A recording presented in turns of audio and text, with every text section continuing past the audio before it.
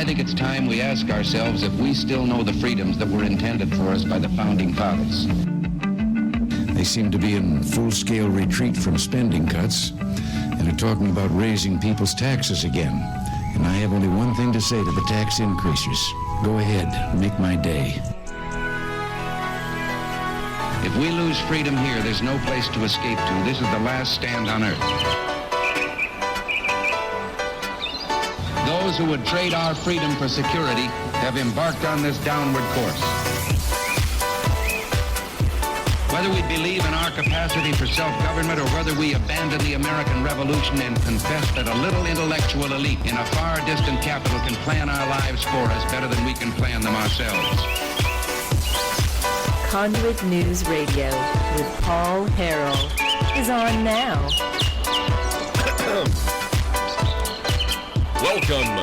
Welcome, ladies and gentlemen. Thank you so much for being with us. It is May the 1st. So you can no longer do... There was the meme that was going around. I saw that meme on Facebook and other... Every year, the meme on, I guess, around April 29th. Every year, you're going to have the Justin Timberlake 1990s "It's Gonna Be May" meme going around. It's a pretty good one. Anyway, it's May 1st. I can't believe that it's May already. That's crazy to me how it seems like, just yesterday it was January to me. But I think that's just because of the Arkansas's 92nd General Assembly and the coverage that has been kind of ongoing here at Conduit News for a while. And we're going to continue. Now we have to cover the fallout, really, from all of that, which is why we have this big white elephant on the screen. This big white elephant on the screen with the word "legisplain" next to it. We've got this up because, it's the big white elephant in the room, and is why the party that is the symbol of the elephant is taking more money from the people of Arkansas after the 92nd General Assembly than we were paying in before the 92nd General Assembly. And, it was funny. We did an impression of the session with State Representative Mickey Gates. We did this on Monday, and I was bringing up the DFNA numbers. You use their own numbers, it shows massive net tax increases on the people of Arkansas, just in terms of the amount of revenue, the revenue increases going into the government coffers after it's all said and done. And Mickey Gates said, well, I don't trust DFNA's numbers, so who knows? Maybe it's way more, but I'm telling you, anyway, we'll be releasing. I know people are saying, why you keep saying you're going to be releasing the numbers. Listen, I've got them right here. I'm just... we still want to hear what you think the number is. And you can call or text and give us what you think the increase is. 870-275-9799. That's 870-275-9799. We got a great show for you. Coming up at the bottom of this program, we're going to be talking with Linda Collins, former state senator, and she's going to be talking about the Patriots of Act 746 and that great organization coming up here at 6:33. Then at the bottom of the next hour, the 7 o'clock hour, we'll be doing an impression of the session with the Family Council president, Mr. Jerry Cox, will be on the program. It's always great to have him on and get his take on everything that happened. I'm going to start here by going over, though, what's happening internationally. I'm sure you've heard about this in Venezuela. And this is extremely... frustrating. I have a lot of questions, but let's just start. Some people are dubbing what happened yesterday in Venezuela, Venezuela's Tiananmen Square incident. We had an armored vehicle that plowed into a bunch of pedestrians. A bunch of people that have taken to the street. Now, this is a lot more complicated than you would think. And the media has actually engaged they engage frequently in very lazy journalism, but in this case, their laziness has actually really done the people a disservice because a lot of people are in the dark as to why this conflict that happened. I mean, I know Venezuela's been in turmoil for a while now, but why specifically did it get to a boiling point yesterday? If you just do a little bit of searching, you can figure it out. But let's start Let's start with this article from Breitbart. Venezuela's Tiananmen camera catches armored military vehicle plowing protesters. Okay, this is graphic, so just to be mindful, if you're watching the program on our digital platforms, you need to understand that you're going to see some graphic video here. News outlets broadcasting live from Caracas, on Tuesday recorded graphic footage of an armed vehicle in control of forces loyal to socialist dictator Nicolas Maduro. Okay? Now, of course, the United States has recognized what they say is the rightful president, who was actually elected by the people, President Guaido, as the rightful president. And Maduro is holding on to power. So if you'll scroll down here, again, graphic, but this is the video that was captured yesterday. This is why you see people saying that this is Venezuela's Tiananmen Square. Hit play, Joe. You can hear the commentators here as well. So you have the armored vehicle, and there we go, plowing into all of these people. All right. It's unbelievable. All right, but this is what's going on in Venezuela. It is truly a chaotic scene. Look at that. Now, I want to remind you. Go ahead and stop. I want to remind you that these people are disarmed. Okay, these civilians. They're not. It's not like they have weapons, or have been able to amass weapons for, terrible events such as this.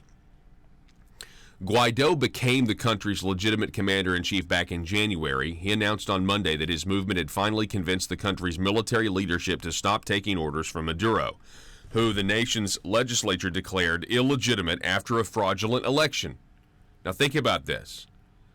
The real usurper here is Maduro, not Guaido. Okay?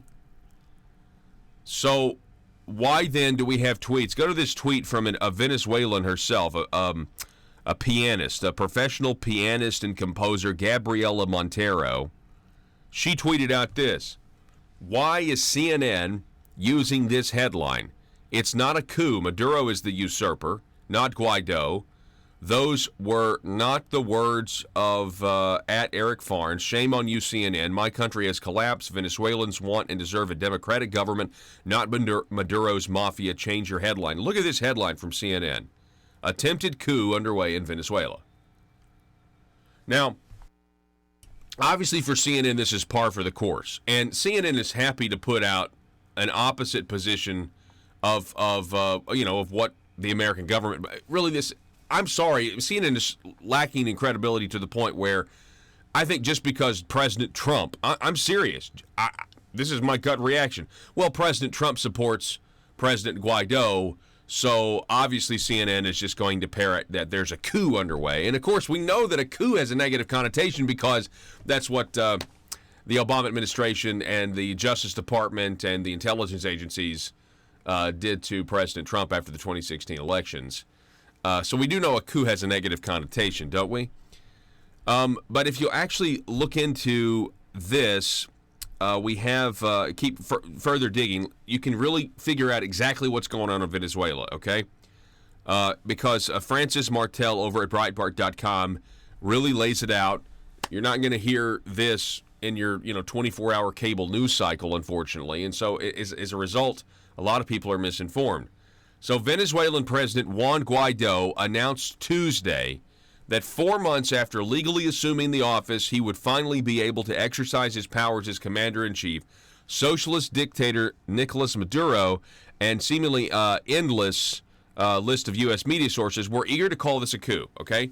So we just covered that, right? It's not just CNN. So just so you know, that raises an entire separate list of questions as to how Nicolas Maduro can put out that it's a coup, that there's a coup going on, and you have his allies in Nigeria and other places that are saying, yeah, there's a coup going on, and somehow our lazy American media gets this, and they immediately just start parroting whatever the dictator in Venezuela wants to call what's happening in his country. The idea of a narrative doesn't even begin to cover it. The idea of just the fact that our media is controlled here, it's a whole other list of questions. How does every American media outlet adopt the terminology that's being used by Maduro, the dictator. Anyway, to call the military supporting Guaido over Maduro is a coup is to lend undue legitimacy to a socialist regime that has starved its people, allowed communist Cuba to colonize it, and indiscriminately killed perceived dissidents as young as 14 years old. But more importantly, calling it a coup proves ignorance of the Venezuelan constitution, a constitution implemented by Maduro, or by Maduro's mentor, Hugo Chavez. Guaido posted a video to his Twitter account before dawn on Tuesday, and this is why those people got run over, standing alongside the head of his socialist political party, Popular Will. Maduro's courts sentenced Leopoldo Lopez to 13 years in prison back in 2015, ultimately letting him serve under house arrest. Lopez himself announced that the soldiers guarding his home had freed him under orders from Guaido. This is what started it all. Venezuela's senior military members, Guaido then declared, were finally taking orders from their legitimate commander-in-chief. Mardos supporters immediately denounced the event as a coup. His defense minister, Vladimir Padino Lopez, called the event an attempted coup of mediocre magnitude. The official Twitter account of the military strategic integral defense region, they said it was they categorically reject this new coup d'etat attempt and remain loyal to the constitutional president, Nicolas Maduro. The official term for Guaido's move on VTV, Venezuela TV, state propaganda network, was a coup. That was their official term. And our mainstream media just runs with that term. Maduro's allies abroad immediately adopted the language. You had Cuba's leader, Bolivia, again, Nicaragua. That's what I meant. I said Nigeria earlier. I'm sorry. I meant Nicaragua. You had the Turkish, Russian, Iranian media echoing the same thing. Okay? Then you have Fox News. They used the term, as did outlets like The Hill and The Guardian. In bad faith or otherwise, many of these individuals and outlets did not stop to define a coup d'etat or explain the history behind what had occurred on Tuesday morning, meaning this guy who was under house arrest was freed, the troops freed him, and said that Guaido's the legitimate president. No one bothered to mention that Hugo Chavez himself staged a failed coup in 1992, and that Maduro's regime regularly celebrates it. No one stopped to read the Venezuelan Constitution, implemented by Chavez in 1999. Article 233 of the Venezuelan Constitution lists among reasons the National Assembly can remove a president: the abandonment of the office as declared by the National Assembly, the popular revocation of his or her mandate. Article 350 requires the Venezuelan people not to accept the legitimacy of any regime, legislation, or authority that defies the values, principles, and democratic guarantees in the Constitution or violates human rights. They just plowed over indiscriminately a bunch of peaceful protesters. Well, I don't know, they might have been throwing rocks, but you get the drift.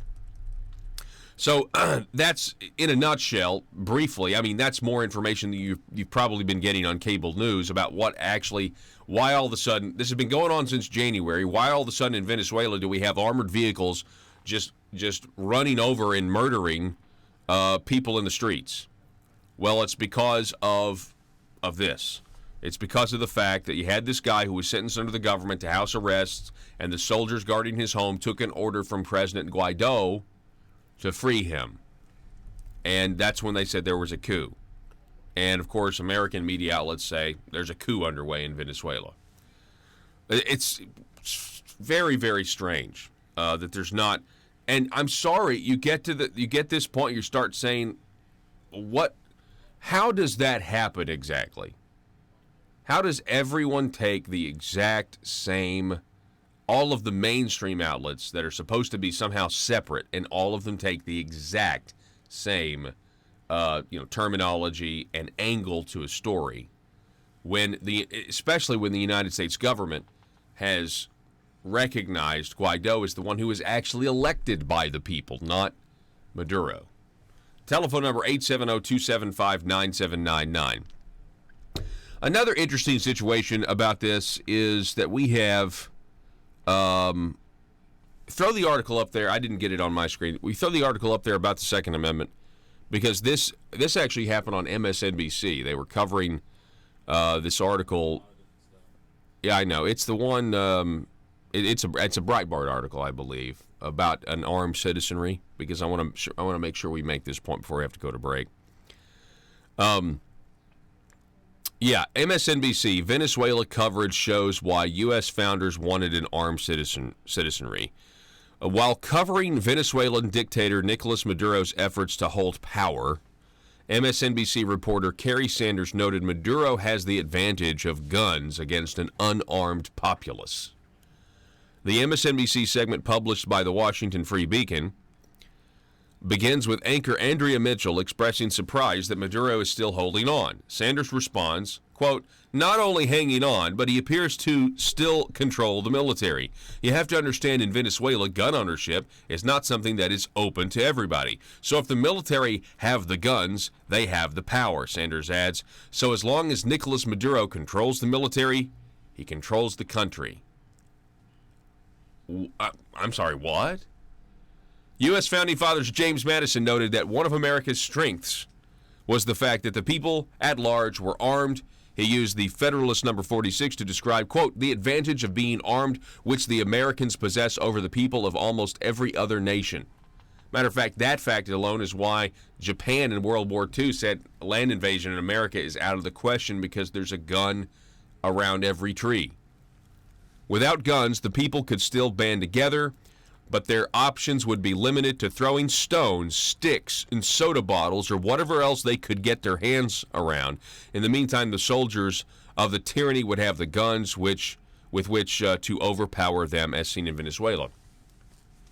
And that's exactly what that is exactly what you're seeing in Venezuela. They have rocks, they have sticks, they have water bottles, and they don't have any guns. So there you go. You know, the way a militia would work in a situation like Venezuela is you would probably have some people think you'd have some vigilante. No, if you're fighting for freedom, no, you wouldn't. You would have, in all probability, local ranks, local governments that would, delegate the power to the militias for a time. Anyway, the point being is, if you're going to protect your stuff and your family, really your family and then your stuff should be the correct order. It's going to be very difficult to do that without something like the Second Amendment there.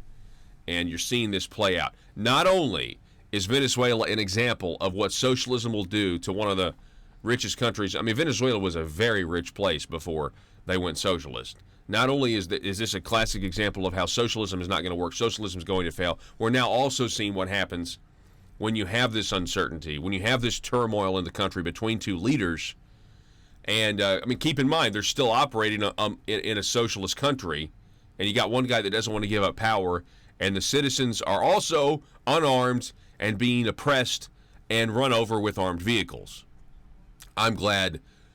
We need to be thankful this morning that we are living in America and that there is general peace, and that there is really just generally we have freedom and we have our rights. That is not the case right now for the people in Venezuela. We're going to take a break. Don't go anywhere. Back in just a moment.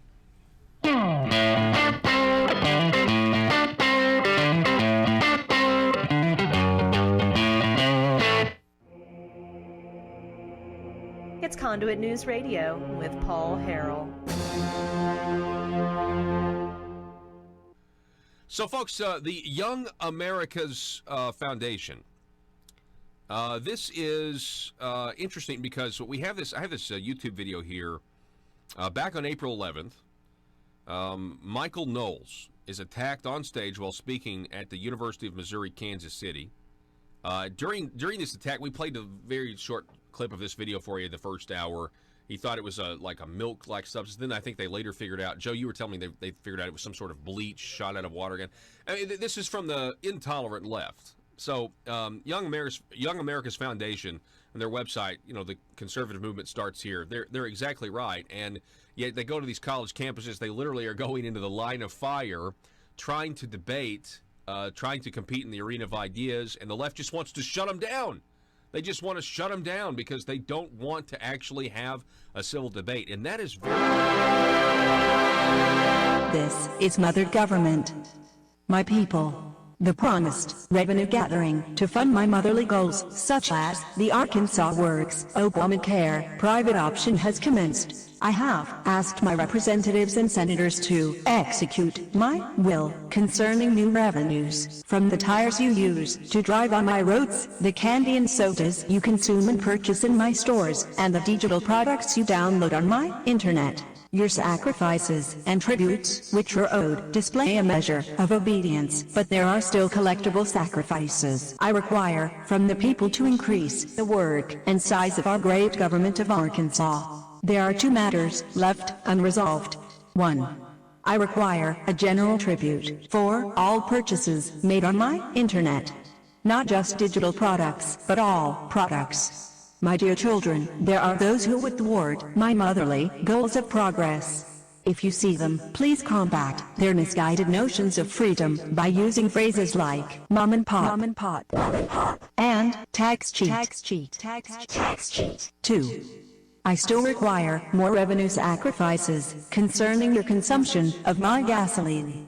I require your undying loyalty on the subject. Subjects, in conclusion. More revenue is good. Static revenue is bad. This message was brought to you by your stewards, aristocrats serving Arkansas. Thank you, my children, in advance for your required and expected obedience that keeps society safe and prosperous. And always remember, from cradle to grave. PHP Parody.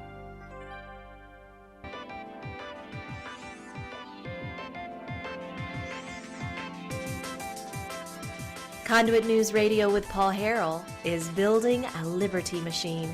Find out more at conduitnews.com.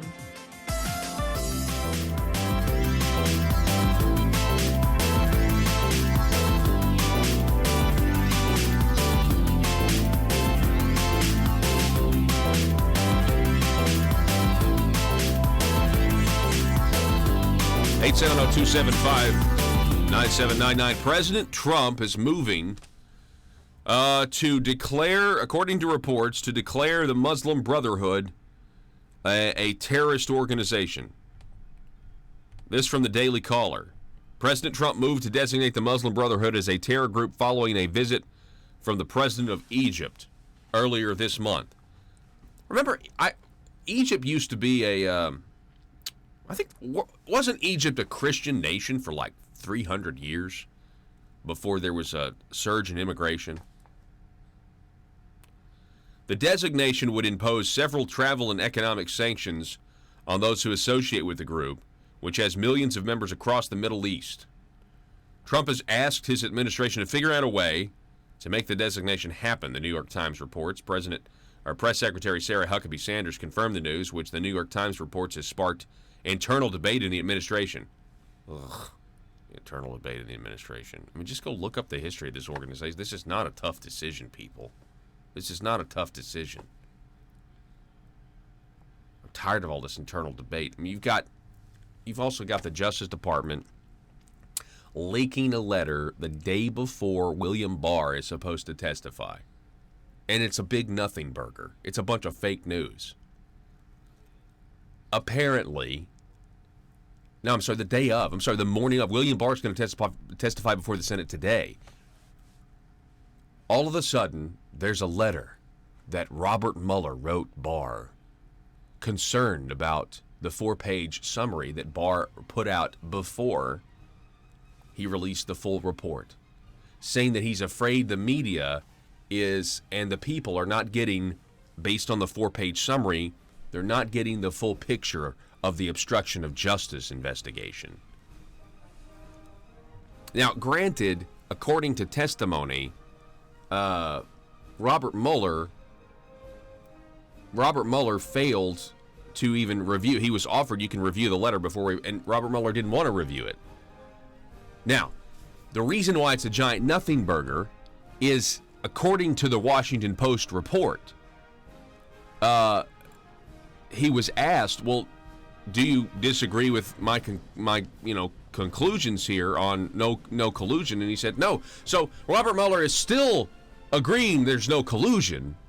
It's just another leak.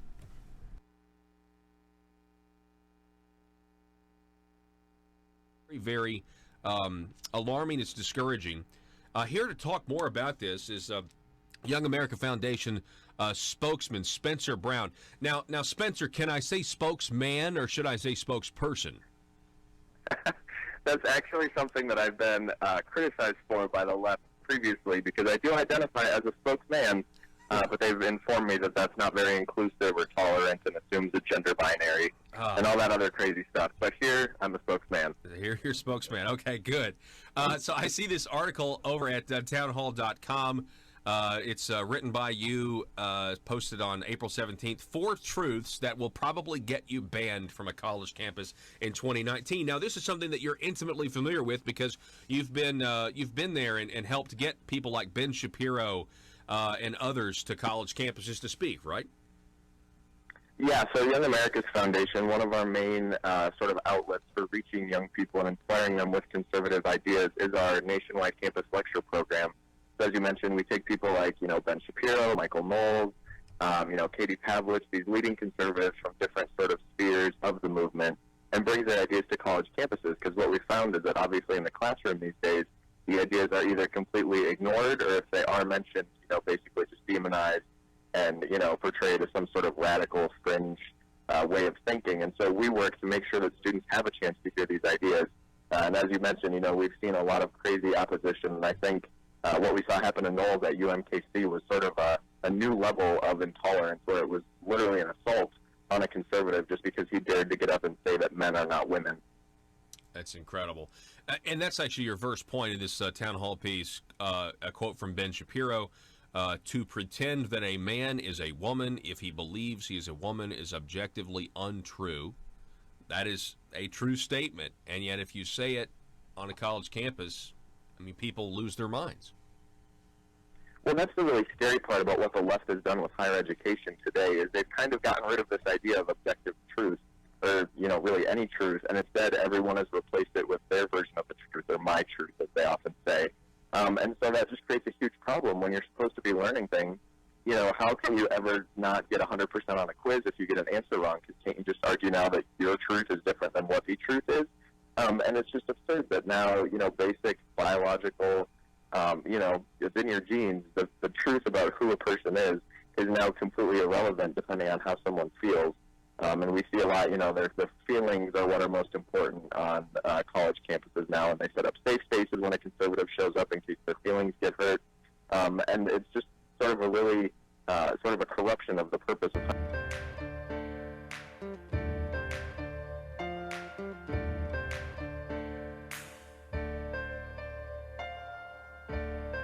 Bringing you your daily dose of truth. It's Conduit News Radio with Paul Harrell. We're just keeping our powder dry with those numbers. Keeping the powder dry, with the numbers. How many more taxes we're going to be paying? I see Tim on Facebook. His number, he thinks it's 360 million.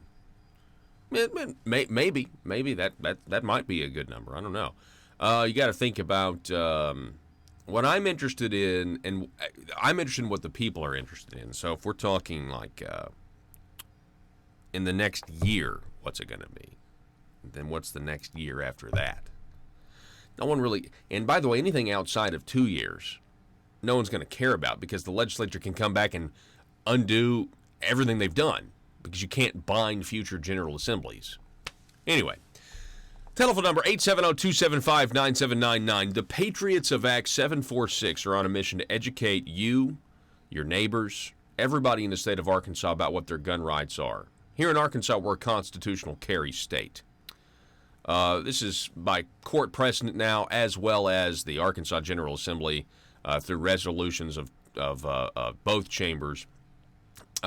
Essentially, back in 2013, there was a law passed that decriminalized the possession of a firearm, increasing the burden of proof when you're carrying a weapon. And so what that means is you can carry a gun here in the state of Arkansas, open or concealed, without a permit or a permission slip, if you will, from the government. It's a big deal, and the Patriots of Act 746 have been right over the last 5 years. Every time they're challenged, they end up being right. Here now to talk more about this great organization, we have with us former state senator Linda Collins is back on the program. Linda, how are you?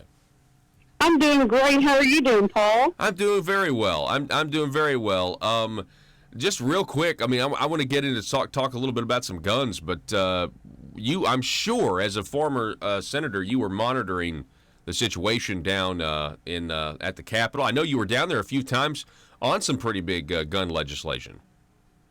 Yes, Paul. Before I ever ran for office, and I ran in 2010 the first time. That was one of the issues that was very important to me when conversation just started happening in the legislature about what some called open carry, which was constitutional carry, and I was very upset because I thought we have that right constitutionally. So I can remember I tried to fight for our rights, our inalienable God-given right to defend ourselves, and I've tried to fight for that since I ran the first time. And it's a shame that I will say I was very disturbed when at times we've had to fight our own Republicans. That's part of our platform is, I just am very upset about that because, that should be easy. That's you call it the low-hanging fruit, and I just call it that's when we shouldn't battle. That's our platform issue. So it's been a shame at times.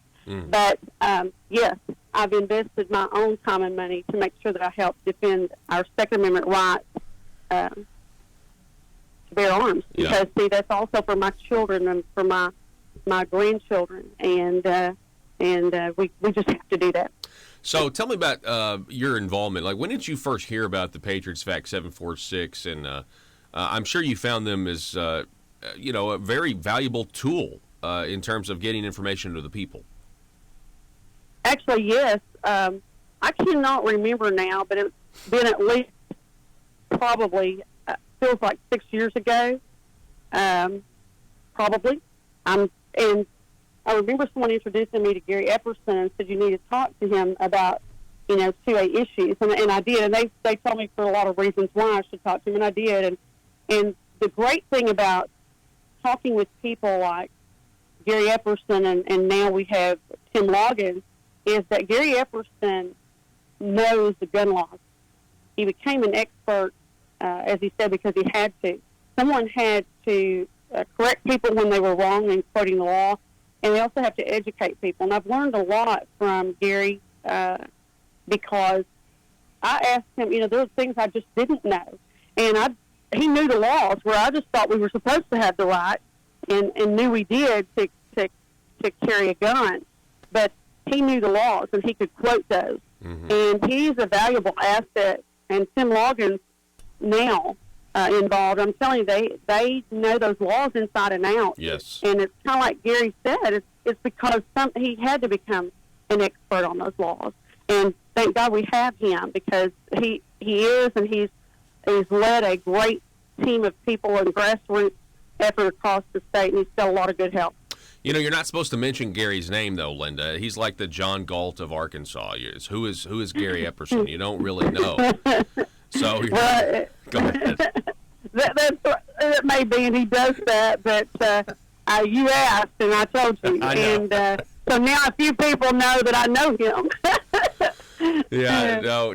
That's I'm just joking. But hey, I will say one of the high points of the session was these two resolutions. You had one carried by Brant Smith, State Representative Brant Smith, Senator Scott Flippo, and these resolutions essentially declared, hey, we're just agreeing with the circuit court decision. Arkansas is a constitutional carry state. You don't need a license or a permission slip to carry open or concealed. That was pretty big that those two resolutions passed both chambers. Because, realistically speaking, there still are other people in positions of power that continue to promote this idea that you do need a permission slip from government. That's exactly right. Some people think that, but that resolution just stating the facts again, it wasn't necessary to have to do that, but in some ways, for some, it was necessary. It was excellent that bill passed. And that when Tim Loggins and Brant Smith presented that bill, it was a shame the one in the House that took 2 days and should not have, because, as we say, they chase rabbits or they go too many different directions, and they were fighting about other things instead of just voting on what that resolution was about. I testified in that particular, on that bill, and just said, bring it back. You're not voting on any other legislation. Some of you were here when this legislation went through. And I think that, once they voted and passed that, you hear kind of silence from, the governor's office about this legislation, but I think they have no any choice. They have none, except to affirm that the gun laws that we have are there, and that that they'll uphold the law. And at some point, we need to not have people fighting us on our Second Amendment rights in Little Rock, and that's like our governor. It should not happen. It's not acceptable.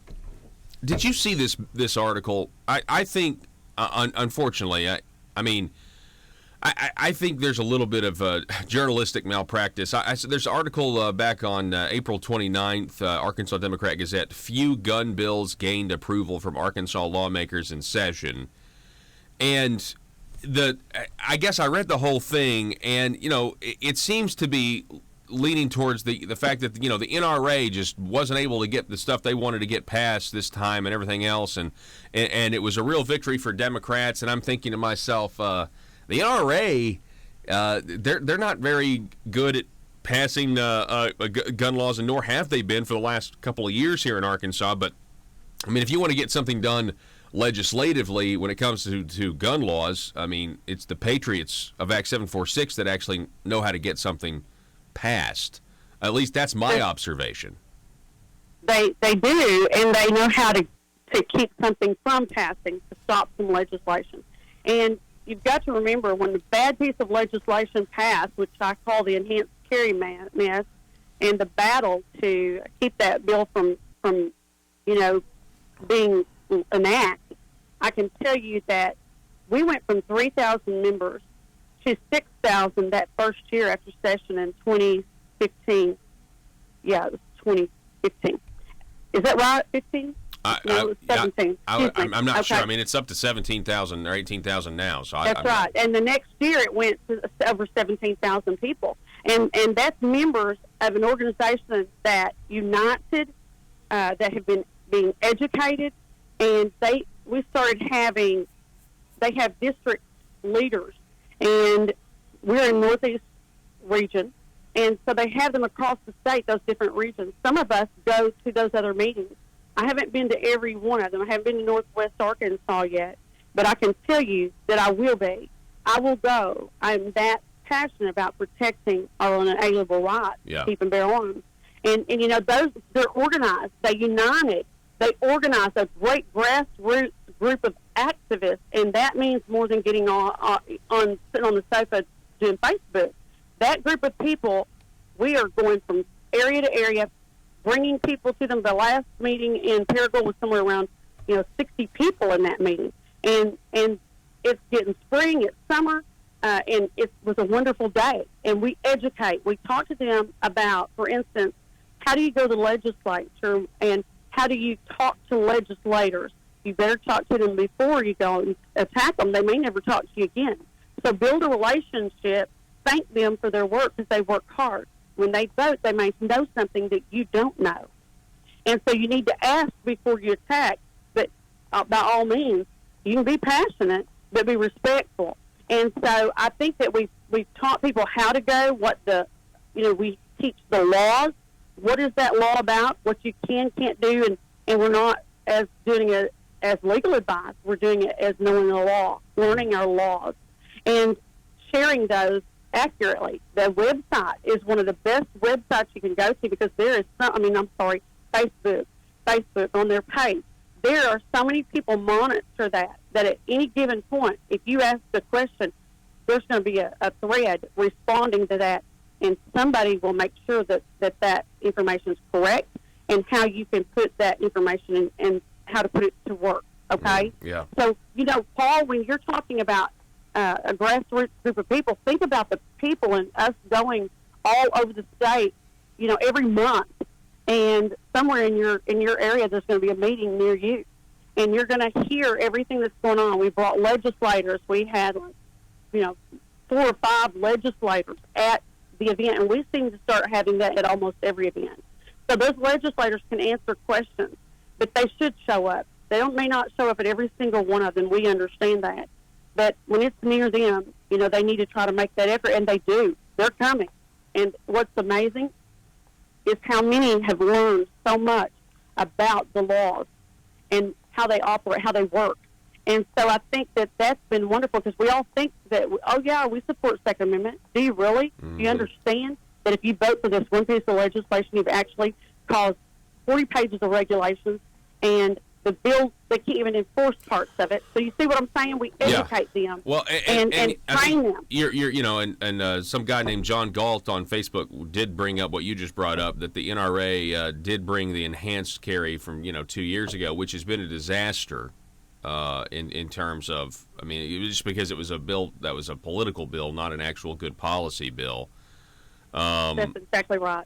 And it did have all those regulations that you're talking about. I want to announce a few things here. There's a regional Patriots of Act 746 meeting in Fort Smith, Arkansas, that's coming in June, so you want to watch out for those dates. And then we also have Patriots of Act 746 meeting in Arkadelphia on May 25th. That's according to John Calvin Martin. So anyway, like you said, there's meetings everywhere, Linda. That's great. And there's a meeting I want to mention, if you don't mind, right now, Paul. October the 10th, we're going to have a special meeting in the Rotunda of the Capitol. And we're going to have Chris Ann Hall there. And we built a relationship with Gun Owners of America. And we're hoping, I think it's confirmed, that Eric Pratt will be there. Wow. And he is now I guess you call him the president of the company, of GOA, Gun Owners of America. They are the only organization that truly stands firm on not negotiating. And I love that organization. And we've built a relationship with them, and it started when I called Larry Pratt to get help back in, at the time, the enhanced carry, that bill was hijacked, just a little old bill. That's why you have to be careful when gun legislation is there, or any piece of legislation.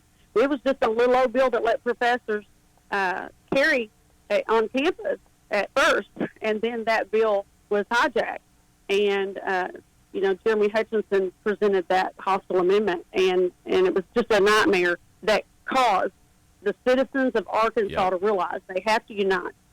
And so we want to make sure that everyone comes to the meeting on the 10th at the Rotunda. They can always continue to get more information as it comes available, but it'll probably start somewhere that morning, and it'll go through lunch, after lunch. So we're excited about that work, and she's such a constitutional, she literally is just a scholar. So you've met her, so you know her. Absolutely. Yeah. Her presentations are compelling. She's an amazing teacher, and I think that's there are a lot of great teachers out there, but she was gifted in teaching to the point where her knowledge on the Constitution, first principles, the concept behind sovereign states that temporarily delegate power to the federal government, just absolutely fantastic. And so I'm excited about that coming up in October. Chris Ann Hall going to be talking about the Constitution, at our state capitol. That's going to be a big deal. Hopefully there can be a ton of legislators that'll turn out and listen to what she has to say.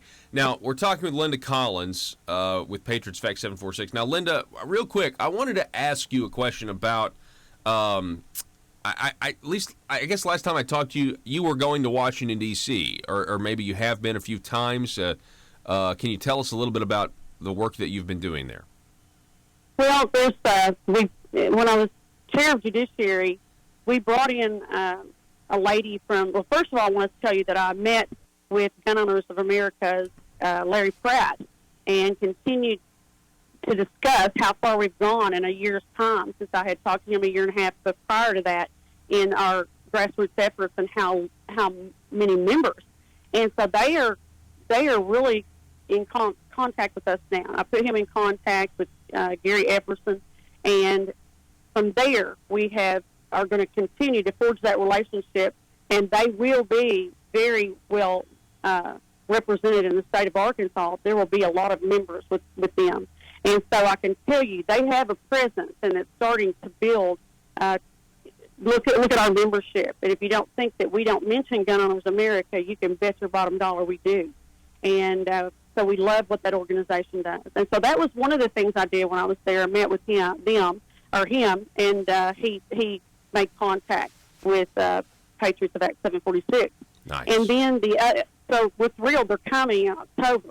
And so then the other thing I did, of course, was if you've ever met or heard of Catherine Hall. Catherine is an angel mom, and she came and spoke and gave a very brief talk about how when how her daughter was ran over by a man going 70-something mile an hour, and the children were doing like 30 to 35 mile an hour on a scooter. Her daughter was 20 years old, had a 2-year-old child, and they ran over and it killed her.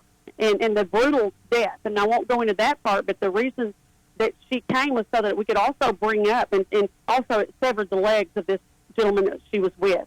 And so his life is without, is changed forever. Of those families. And he was an illegal immigrant. He wasn't supposed to be here? Yes, he's an illegal immigrant, and not immigrant to me, they're just aliens. Yeah, I'm sorry, illegal alien. That's okay. They're just here wrong. They come and break the law and don't be. Yeah, that's right. And they just don't make any efforts. Well, when he bonds out, he gets married now and has a child. So, yes, he pleads finally guilty. Remember, this man fled. He fled the scene and finally turned himself in.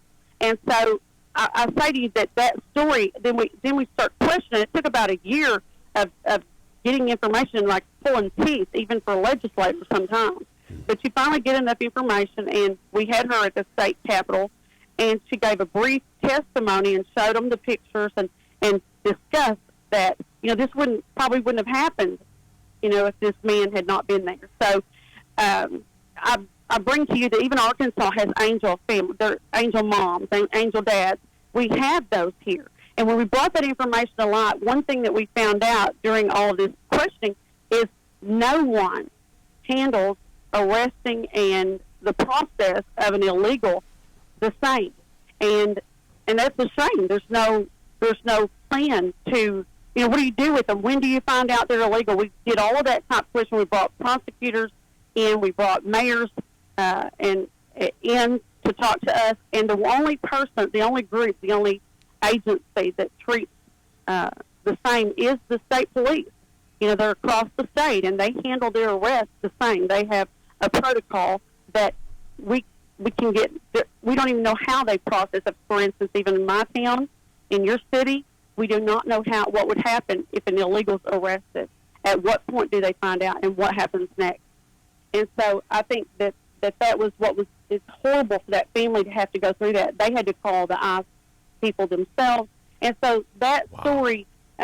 I went up with them to the Capitol. There was a press conference.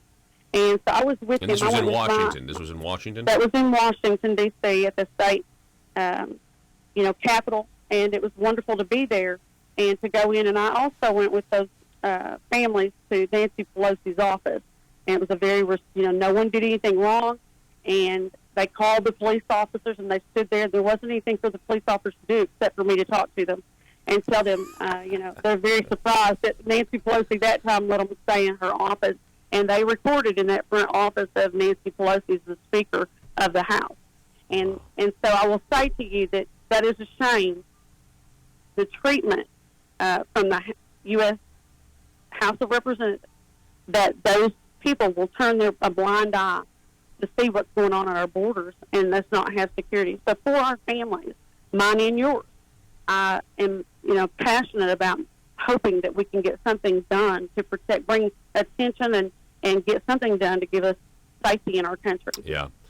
Former Senator Linda Collins, it's great that you're still involved in the fight, representing Patriots Vet X746 here in this segment, and as well as going and protesting outside Nancy Pelosi's office. You're committed to the cause, and I really appreciate that, Linda. It's great to have you on. And I was there, I saw you there when Rep. Smith did his piece of legislation as well. But please join Patriots Act 746. Become a member. It's easy. And the main reason you need to, you can unite, ask any question, participate, and learn to be a good activist for saving our Second Amendment rights. Absolutely. Thank you so much, Linda. I appreciate it. You have a great week. Thank you. Y'all have a great day. All righty, folks. God bless. We're going to take a break. If you want to join that group, Patriots Vac 746, just search that term on Facebook and ask to become a member of the online sensation today. We'll be back in just a moment.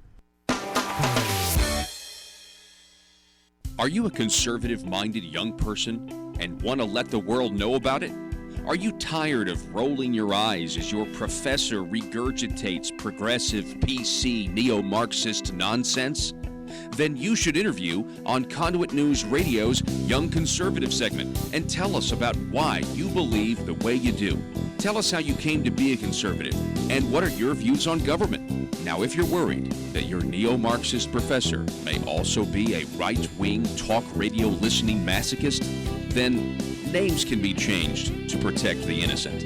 It's the Conduit News Radio Conservative Future segment. To be interviewed, call 870-275-9799. That's 870-275-9799.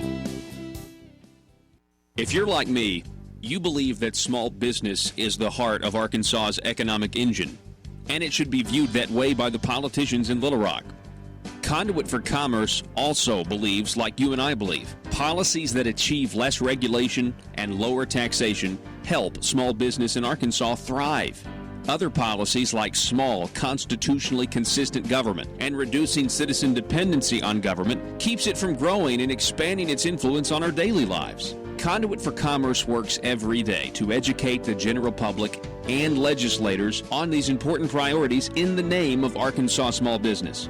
By the way, contributions to Conduit for Commerce are tax deductible. Log on now to conduitforcommerce.org and click on Contact Us on the right side of the page. That's conduitforcommerce.org. Go there now and learn the facts on protecting small business in Arkansas.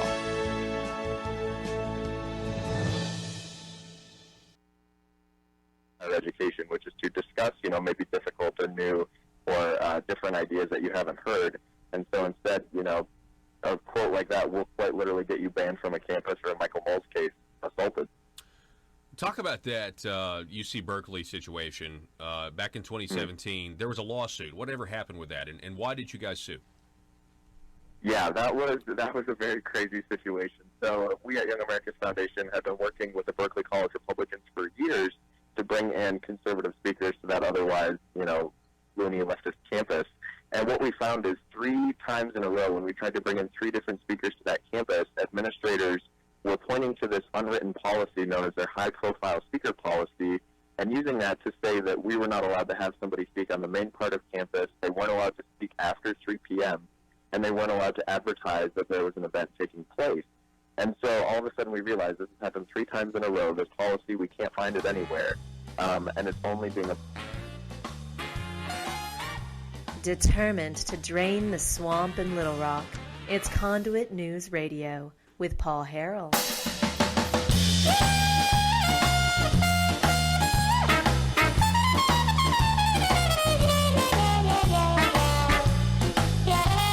All right, that about wraps up for the first hour. We've got one more hour coming your way next. Going to talk a little bit more about what's going on with China. I mean, I know I mentioned China yesterday, but a lot of people are now looking into Joe Biden, and not to mention the amount of money he's made with Ukraine.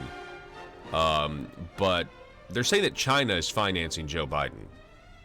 Did you hear Joe Biden slurring his speech through he kept slurring his speech. It was pretty hard to follow what he was saying. So we'll talk a little bit more about that, as well as talk to the Family Council President. Jerry Cox will be on the program coming up at 7:33 to give his impression of the session 2019 Arkansas. We'll be back in just a moment.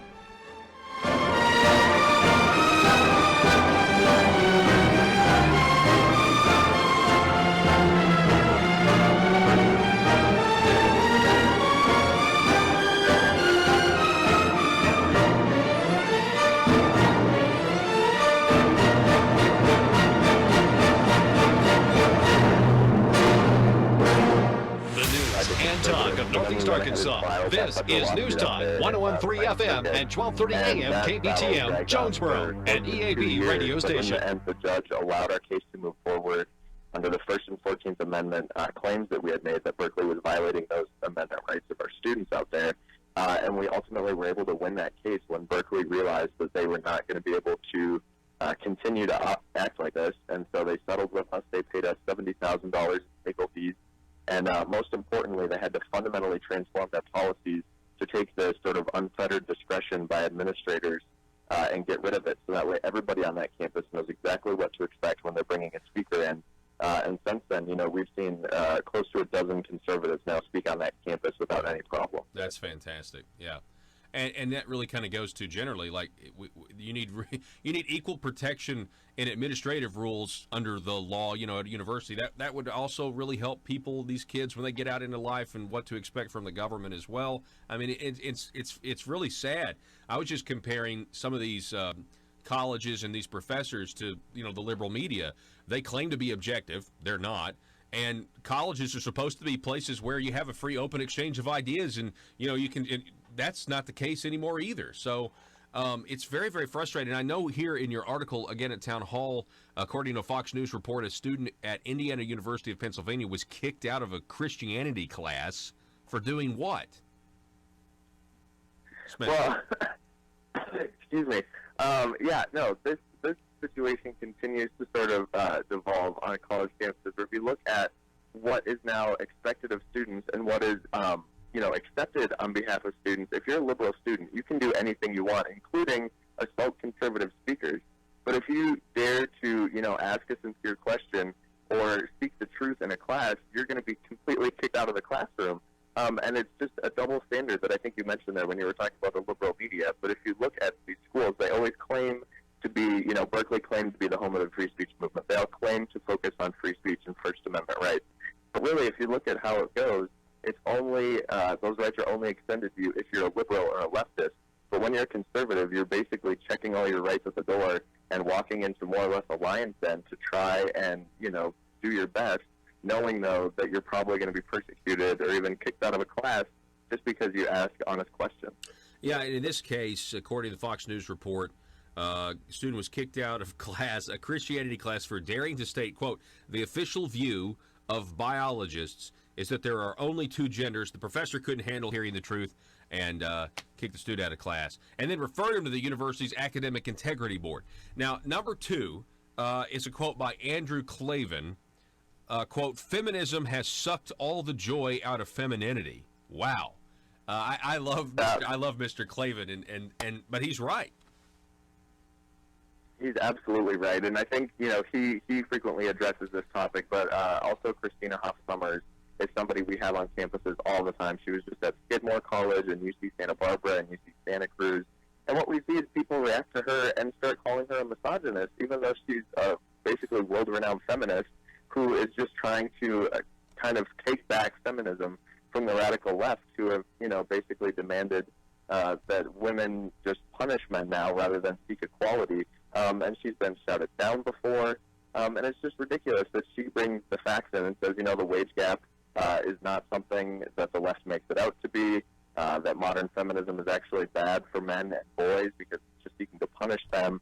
And, again, all she does is cite facts. She brings in the printed out, copies of police reports and the economic data and everything else. And that still isn't enough because the left, again, their feelings always trump the facts.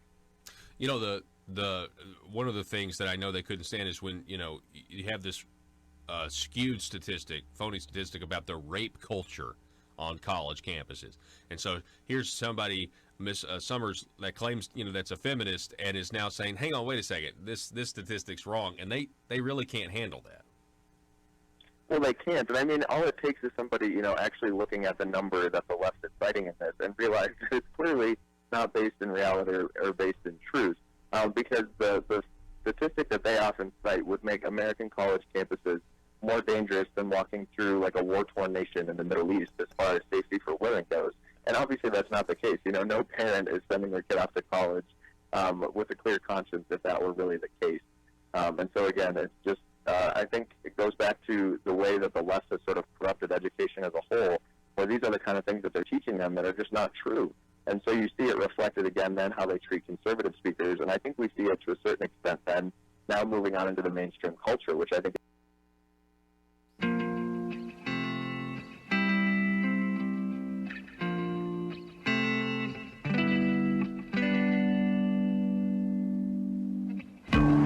I think it's time we ask ourselves if we still know the freedoms that were intended for us by the Founding Fathers. They seem to be in full-scale retreat from spending cuts and are talking about raising people's taxes again. And I have only one thing to say to the tax increasers. Go ahead, make my day. If we lose freedom here, there's no place to escape to. This is the last stand on earth. Those who would trade our freedom for security have embarked on this downward course. Whether we believe in our capacity for self-government or whether we abandon the American Revolution and confess that a little intellectual elite in a far distant capital can plan our lives for us better than we can plan them ourselves.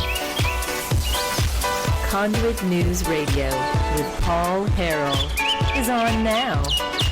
Welcome, ladies and gentlemen. Hour number 2. We got a great show for you coming up at the bottom of this hour. We'll be talking with the president of the Family Council, Jerry Cox. He'll be giving his impression of the session 2019. It's always good to talk to other members of different advocacy groups to get their impressions as well as that of legislators. We have more impressions of the sessions due up the rest of the week. Tomorrow on the program, State Representative Nelda speaks. Friday, State Representative John Payton. So we're excited to talk to them. I believe John's going to be here in studio. All right, so let's, folks, from what I can tell, the Russian collusion hoax is never going to go away. The mainstream media is going to double down, triple down, quadruple down. They're never going to let it go. They're going to continue this, I guess, forever. I mean, I don't know when it will ever end. It'll end when, if President Trump is out of office someday, or when he's out of office. I mean, that's when it'll end, because they're just going to continue this over and over and over again. They don't care that they thought Rod Rosenstein was a good guy and now he's backing Barr's summer. They don't care about that. They think that William Barr is now somehow corrupt and he's protecting the president. We have William Barr supposed to testify before the Senate today, and everyone's saying I'm getting to the point now where I can hardly even look at the Drudge Report because of the because his editorial perspective has shifted, and I don't know why. I've tried to scratch my head.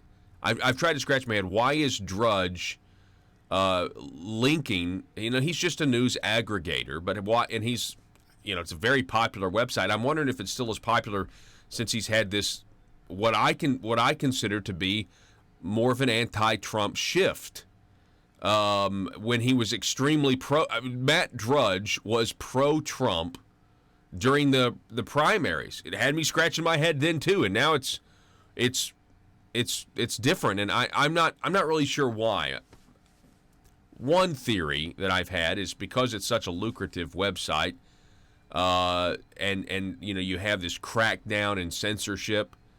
And notice the one thing that the Silicon Valley people haven't done yet is start to go after domain names. Okay? They haven't done that yet, but that's next. Okay? We're getting to a point where we as a society are, we're already doing the digital equivalent of burning books when it comes to censoring people on YouTube. There's an Instagram. Instagram ruled that a combat veteran that had his picture taken with Donald Trump Jr. violated their terms of service. It was just a photo of him and Donald Trump Jr. And Instagram said that you violated our rules. It's absolutely arbitrary. It's only because we have the Silicon Valley people who are a bunch of liberals, who are a bunch of progressive socialist liberals, and they just disagree with people's political opinions. And instead of being able to agree to disagree, their entire lives are defined based on who's in power. They can't go about their lives. I was watching Bill Maher, the HBO host of Real Time with Bill Maher, which is I just found out is actually not in real time. Bunch of phonies.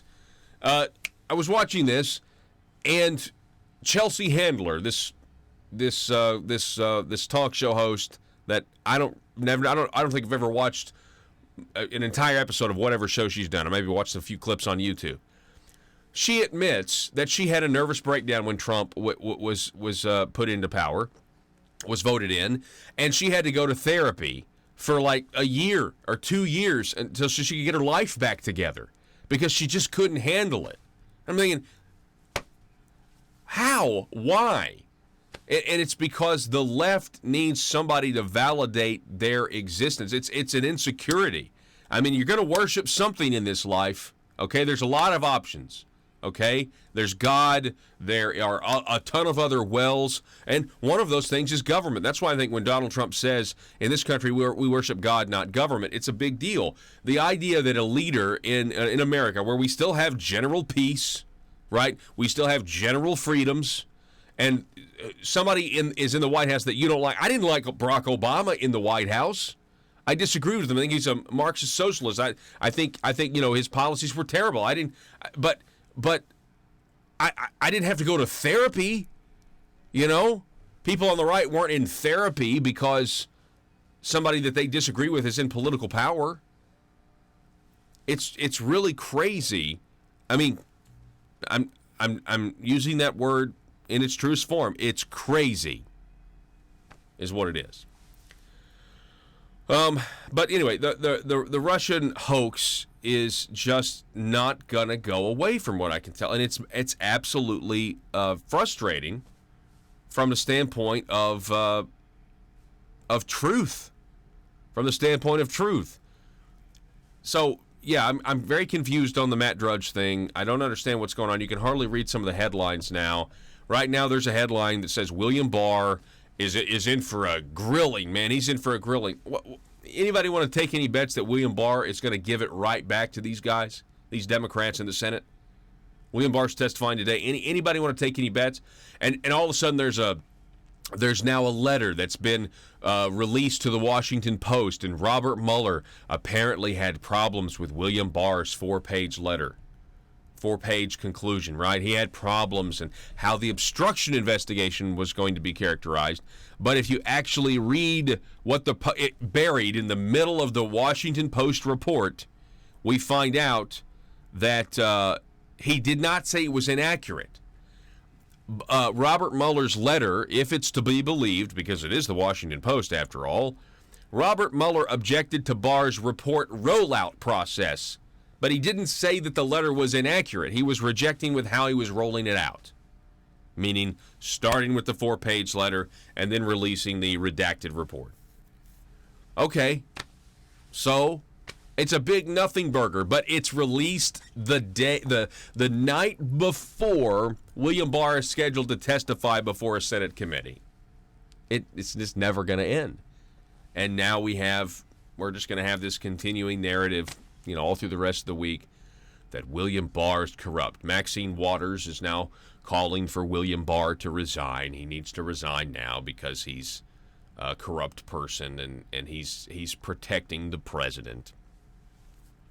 I want to remind everybody that there was never any evidence of collusion, especially if the only, quote, evidence you had was the Steele dossier that was paid for. They knew it was paid for by the DNC and Hillary Clinton. And so if Robert Mueller only had the Steele dossier when Rosenstein gave him, whatever he gave him to start the investigation, then they knew there was no collusion from the beginning of this. From the beginning they knew. Okay, they got everybody else on process crimes, or they got people on tax crimes that happened, 20 years ago before Donald Trump was even thinking about running. And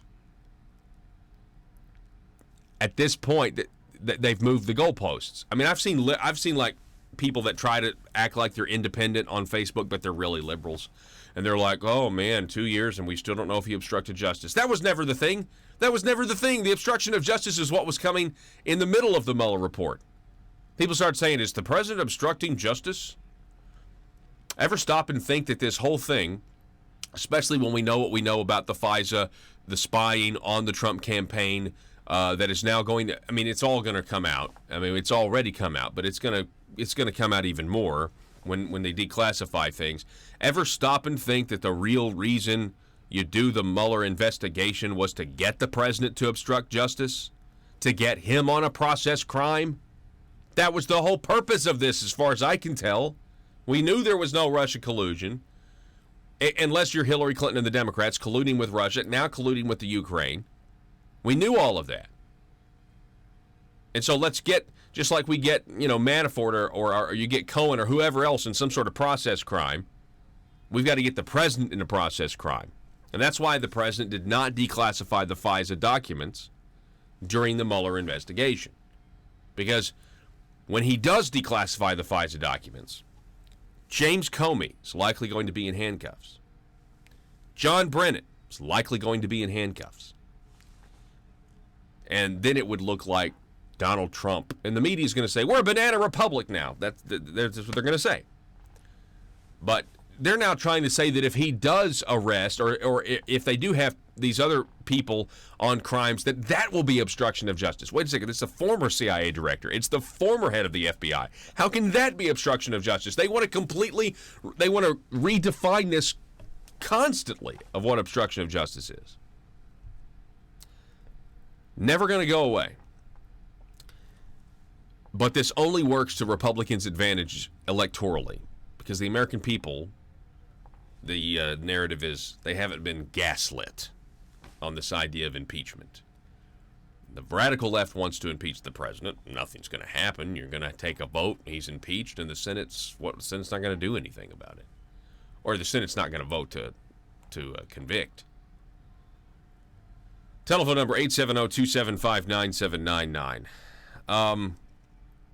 So anyway, you're going to hear that. You're going to hear about this Washington Post report that was, put out there to the Washington Times and then Washington Post, and then the New York Times wrote a piece about it as well. But it's a big nothing burger. It's a bunch of fake news as always. Now they've got to smear Barr. They have to take Barr out. It's their only way. Folks, Rosenstein was their boy.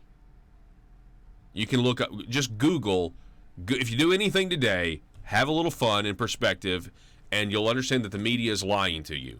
I want you to Google Rosenstein red line and just look at all of the liberal articles from leftist outlets that said, if Trump fires Rosenstein, we've got to take to the streets. Rosenstein he's in charge of the Mueller since Jeff Sessions recused. Rosenstein's he can't fire Mueller, but he also can't fire Rosenstein, because if he fires Rosenstein, that's the red line. Just go back. They thought that he was the one ensuring the integrity of the investigation, and now Rosenstein is backing what William Barr is saying, and nothing. Well, Rosenstein,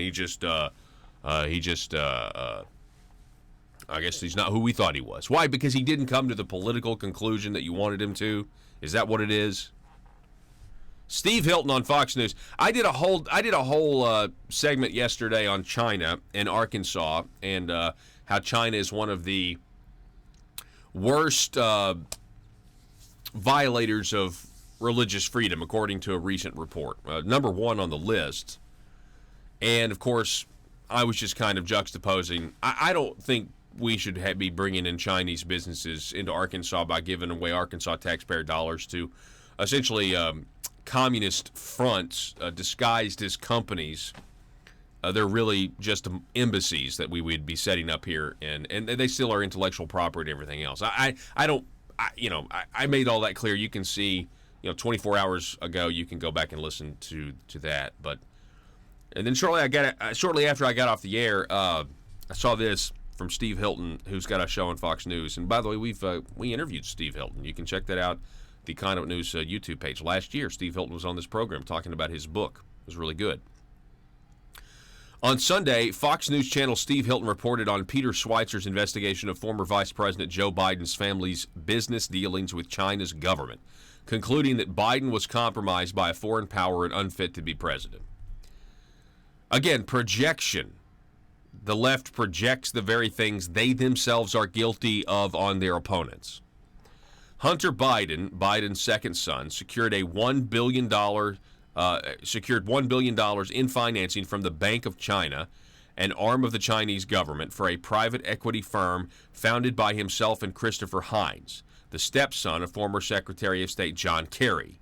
That private equity firm was named Bohai Harvest RST. Joe Biden is the very definition of a corrupt insider, said Hilton, rejecting left-wing and partisan Democrat marketing of Joe Biden as a man of the working people. He profiled Biden in a segment entitled Swamp Watch. Hilton added, with Joe Biden, there is a much more worrying relationship with a foreign power, one that presents a vastly bigger threat to America than Russia, China. Again, people are so afraid of Russia, and they should be. Vladimir Putin is not benign in his intentions or anything else, but China is a much larger threat. Just look at the size of their economy compared to Russia, compared to ours. It's not even close. Hilton recalled Joe Biden's December 2013 trip to China. In December 2013, the Vice President Joe Biden rode on Air Force One or Air Force Two on an official trip to Asia as tensions were high over disputed territories in the East China Sea. Biden was joined by his son, Hunter, who was building a private equity firm along with his business partner and friend, Chris Hines, heir of the Heinz ketchup family fortune and stepson of then Secretary of State John Kerry. I don't know, maybe I should become a huntsman. Joe Biden struck a soft, friendly tone with the Chinese leadership, disappointing allies in the area like Japan, who were alarmed by China's increasing aggression.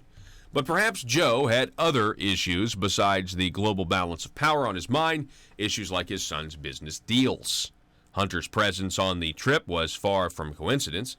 Just 10 days later, his company, Rosemont Seneca, signed an exclusive $1 billion deal with the state-owned Bank of China, creating an investment fund called Bohai Harvest, with money backed by the Chinese government. In the words of Peter Schweitzer, who first unveiled these conflicts of interest in his book, Secret Empires, the Chinese government was literally funding a business that it co-owned along with the sons of two of America's most powerful decision-makers.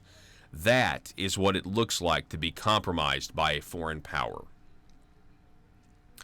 Now, we haven't even gotten into what happened in Ukraine, right? We haven't gotten into what happened in the Ukraine with Joe Biden, but that's a story for another day. Let's just stick with China. Why would anyone want to do business with the Chinese, considering what we know, the threat that they are to this country? They want to supplant us. They have a 100-year plan. And I'm just going to go out on a limb here and say that China doesn't mind financing a Democrat's campaign or a Republican's campaign. So you can't think in party terms here at all. You have to think in political terms. And we have to start asking questions. Tucker Carlson has done some good work on this, talking about the Chinese lobby and what they have done, at the D.C. level. Vice President Mike Pence has done a very good deal where he said to the Hudson Institute that right now China is trying to influence all levels of American government, from Washington, D.C. to your state governments to your local governments.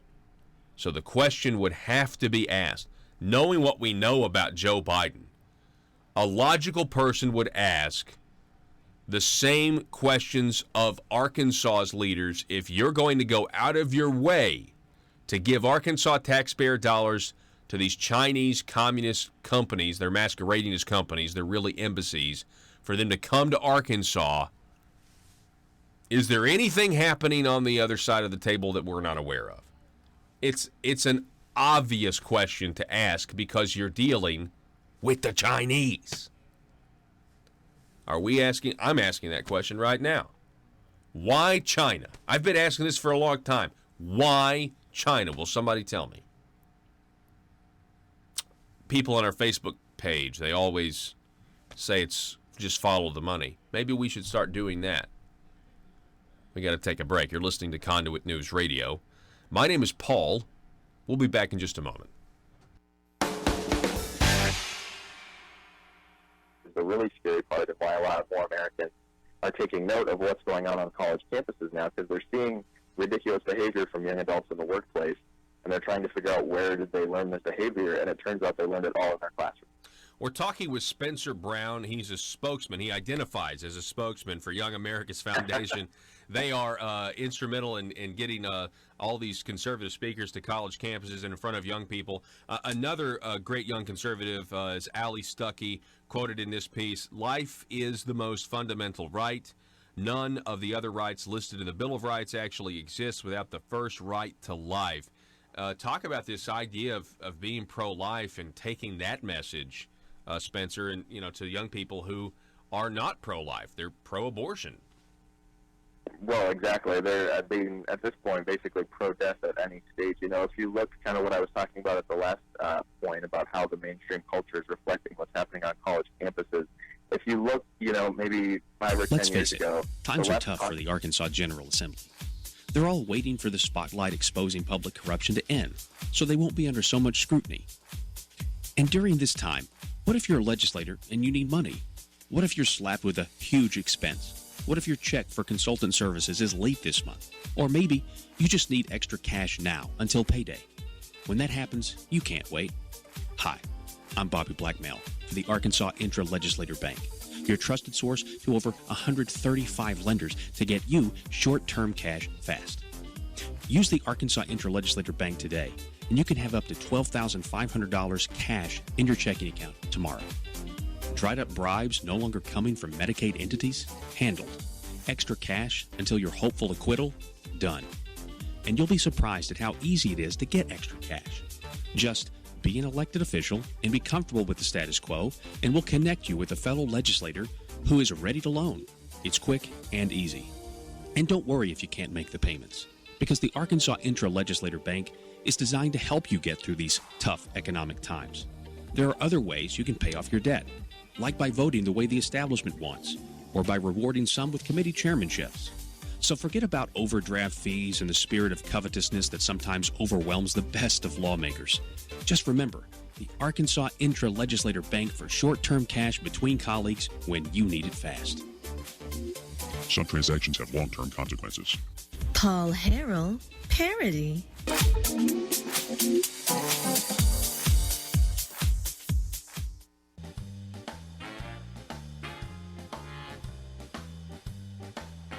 Exposing the truth and everything the Marble Palace establishment keep trying to cover up. It's Conduit News Radio with Paul Harrell. Welcome! Welcome, he beaver and she beaver. Name not only name the source material of that, but also name the particular version of the source material. Like, where did it come from? Can you name it, Joe? in that voice, that exact voice. Welcome, he beaver and she beaver. That's a little bit more accurate. An old school Christmas movie, Joe says. Sounds like an old school Christmas movie. Well, you're close. You're real close. You're definitely close. In terms of religious significance, you're real close. Let's see if the folks online can get it. Or anyone text me, 870-275-9799. There was a more modern version of this source material put into a movie, probably 8 to 10 years ago. That was successful. It was a Disney film, right? But then there was another version of this, again, based on the original source material, by another production company. And it's what I grew up on. And it's actually, fantastic. The telephone number, 870-275-9799, if you want to call or text. When we come back, we're going to be talking with the Family Council President, Jerry Cox, going to get his 2019 impression of the session.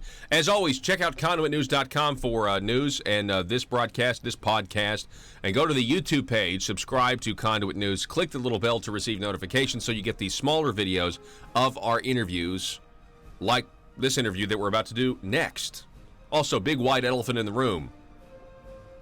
Why are we voting for red T-shirts but getting blue results?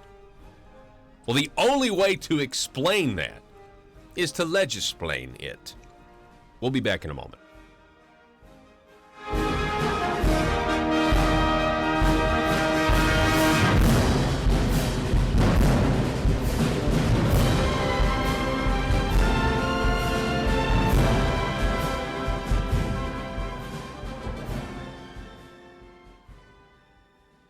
Point on abortion was really that line. They want abortion to be safe, legal, and rare. And what we've seen is that has completely been thrown out the window. And now, if you look at the proposals that were put forward and even passed, in New York or Virginia, where they want, abortion up to and at the point of birth at this point, and for any reason, not just for the health of the mother or whatever other reason they may come up with. That's something that we've seen on college campuses for years. That's now broken out into mainstream, national politics. And so, if you look at being pro-life on a college campus and suggesting, there are other options, abortion is not the answer. There are plenty of other options that don't involve killing a child. Those people who are pushing those pro-life ideas are completely demonized and maligned as being, misogynist, being oppressive, trying to keep women down.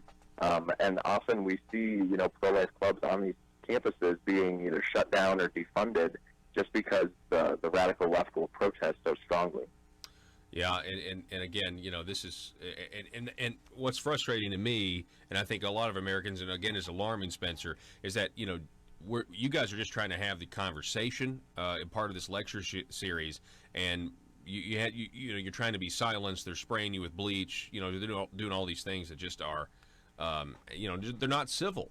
And it's like basic concepts. Again, the last point here, Brian Brinberg, free markets fundamentally run on service, not to make everyone's outcome equal. So this flies in the face of maybe some of their Marxist professors that say, hey, look, on a chalkboard, okay, when you don't take the human condition or the depravity in, on a chalkboard, everything works out great. If we just are all forced to put all of our money into one big pot and divide it up equally, then society would be great and we would have equality of outcome. To challenge that is somehow hate speech now on some college campuses.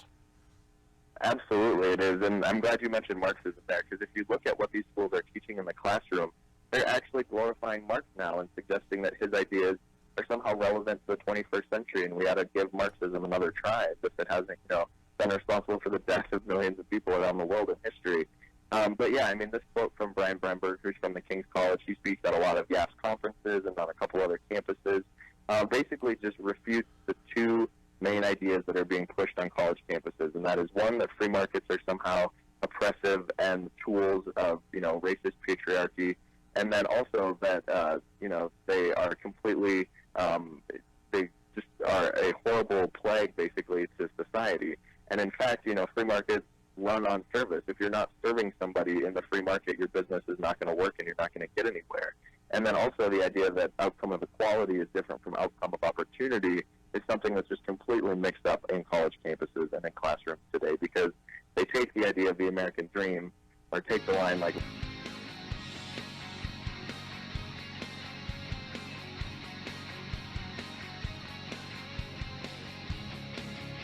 The intersection of conservative ideas and reality. Conduit News Radio with Paul Harrell.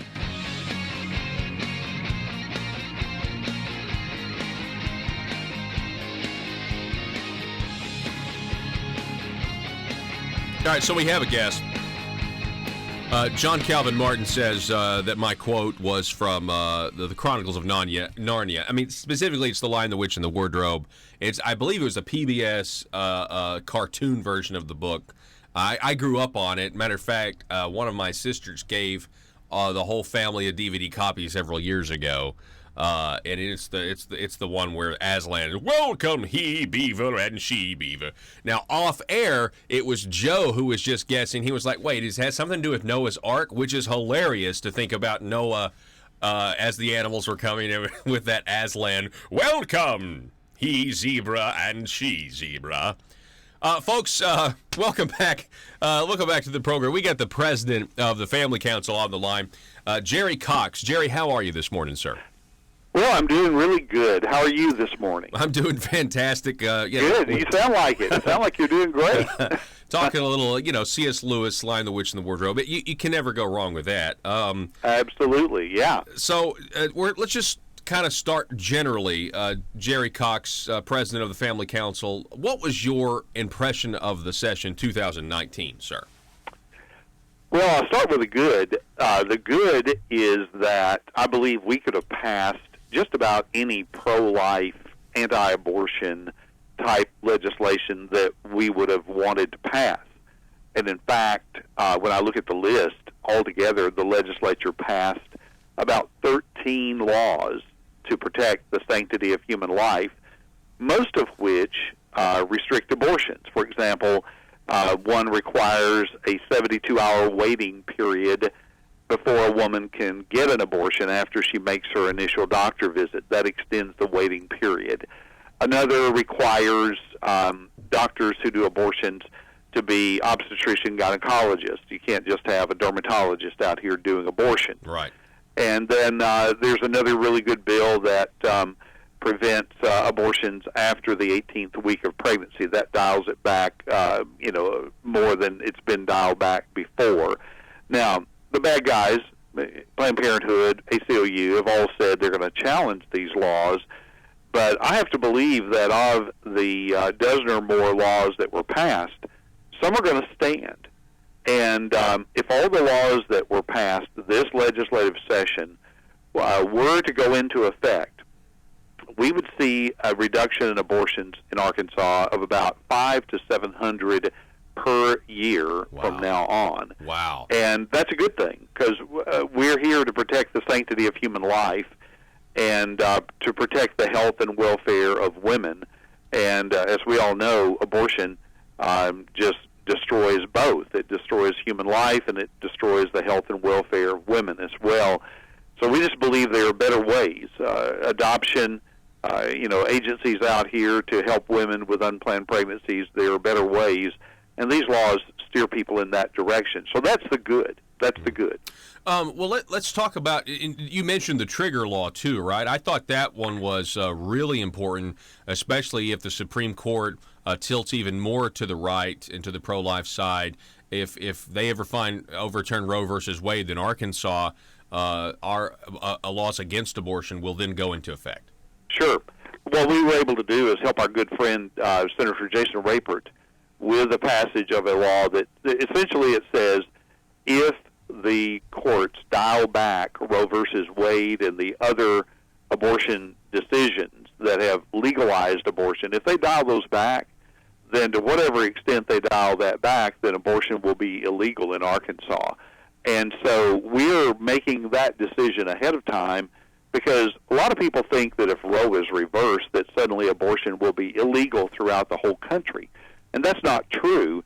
All that would do is kick it back to the states, and every state would make their own abortion laws the way they did prior to the passage of Roe v. Wade. And so abortion was generally illegal in Arkansas prior to Roe v. Wade, and this would put it back the way it was. And so that's a really good law that is very forward-thinking, and we really applaud Senator Rapert for doing that, and we were glad to help him get that passed. We're talking with Jerry Cox. He's the president of the Family Council. This is his 2019 impression of the session. So, Jerry, you said I'll start with the good. So does that mean there is a bad?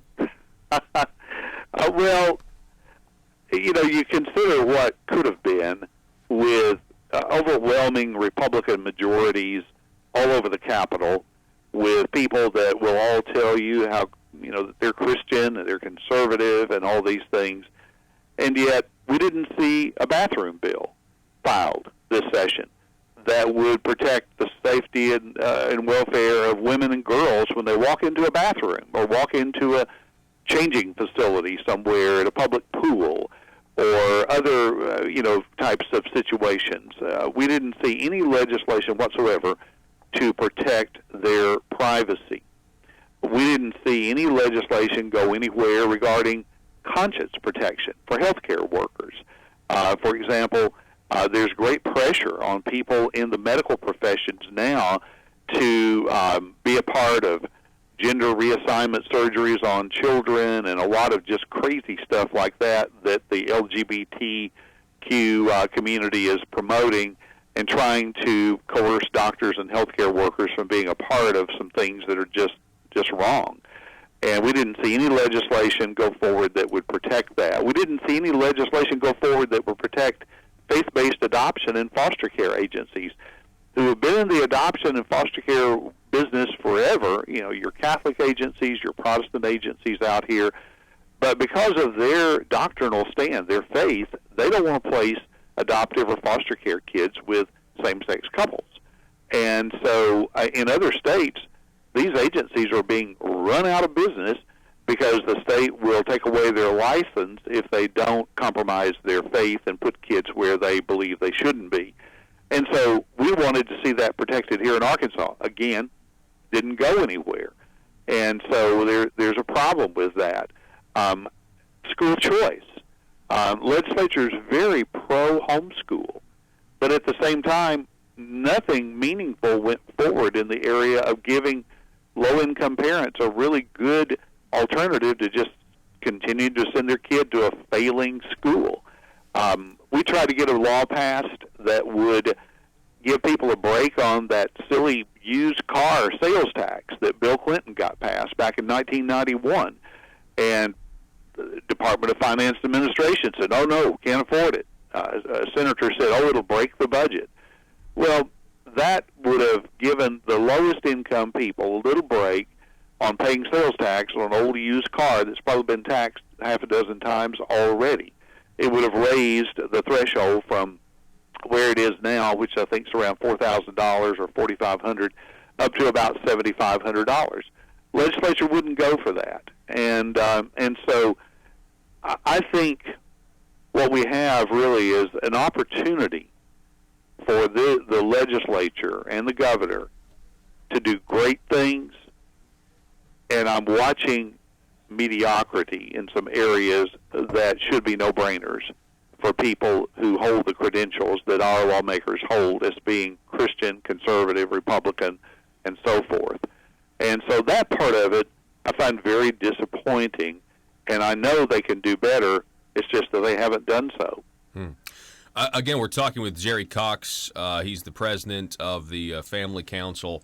Yeah, it was interesting. You mentioned that there wasn't a bathroom bill filed. There was talk of one 2 years ago that wasn't brought forth. And I guess the issue is I know these would be controversial. I know, for example, you would have the mainstream media in Arkansas. They would take the liberal line, this idea that you're somehow trying to oppress LGBTQ or trans community or whatnot. But, in terms of the culture battles that are going on right now, some of this stuff may not be as prevalent in Arkansas. I know it is here, though. It may not be as prevalent in Arkansas as California or New York or something like that. But we do know what the trend is. We do know what other states are doing. And so it would make sense that we would take action now and go ahead and take the media scrutiny and try to be what's called left of bang before it's a giant issue so that we are prepared when, these giant culture changes the left is trying to make against the traditional family, against the idea that you're a biological male and a biological woman. You would think it would be a no-brainer for the Republican legislature to tackle these issues. Well, one would think so, but the leadership just hasn't been there.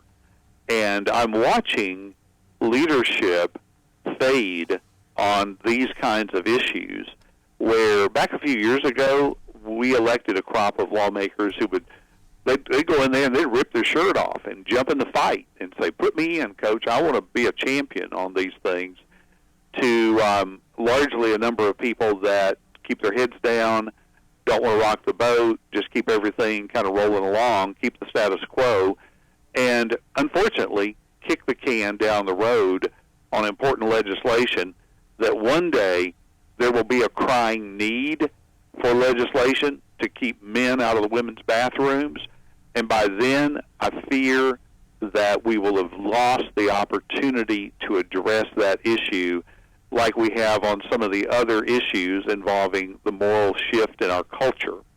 And so I found a note that I'd written to myself just the other day, but it was written in 2009, and I said, we need to pass a law now that requires men to use the men's restroom and women to use the women's. Wow. And I remember at the time, I thought, they're going to think I'm an idiot out here trying to pass a law regarding something that people say would be so far out of reason that nobody would even need a law to do such a thing. And now here we are 10 years later, and we can't even get one introduced. And so that's what I'm seeing happen. I think people need to understand that these lawmakers get elected, and they ride in on votes from Tea Party type people, school choice proponents, people who attend church regularly, dedicated Christians. They ride in on their votes. And then when they get to the Capitol, unfortunately, the influencers take over. And that would be the governor, the state agency heads, the education lobby, the business lobby, the other lobbies that are out there for devices like casinos and, marijuana and so forth. And so once they get to the Capitol, a lot of times lawmakers lose their bearings because they lose touch with the people who sent them there, and that's unfortunate. Again, we're talking with Jerry Cox, president of the Family Council. What about the corporate influence? Because just in my recent memory, if you go back all the way to 2015 even, it does seem that some of these issues that might deal with trying to combat the culture shift, this idea that the LGBTQ is the new civil rights movement, that doesn't set too well with some of the very influential corporations in this state, like Walmart. Meaning they're located here, they're based here, it's their world headquarters, and they don't want national media attention. Does that have a bearing on some of this as well? Oh, I think it does. Yeah, the influence of corporate America, and specifically Walmart and these other big companies on our Arkansas legislature is huge. And I believe that these corporations are the ones who have largely put pressure on the governor and others in leadership to see to it that the conscience protection legislation and the other laws that we've tried to pass don't see the light of day if it would draw media attention as being somehow anti-gay, anti-transgender, and not progressive. I think there is this idea that if Arkansas will embrace the values of the far coasts of the country, California, Massachusetts, New York, that somehow we're going to be cool and we're going to be a desirable place to live. Well, people live in Arkansas instead of California because they like the values here. They like the kind of environment that we have as far as social issues and so forth.